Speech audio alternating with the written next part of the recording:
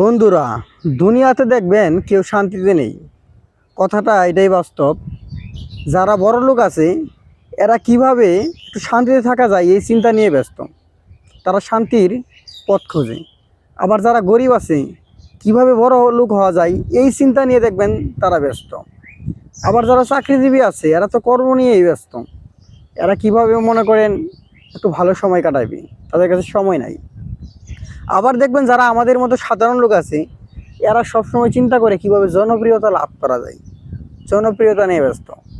এরপরে দেখবেন যারা জনপ্রিয় লোক আছে এরা তখন চিন্তা করে কিভাবে সাধারণ লোকের চাইতে একটু লুকিয়ে থাকা যায়।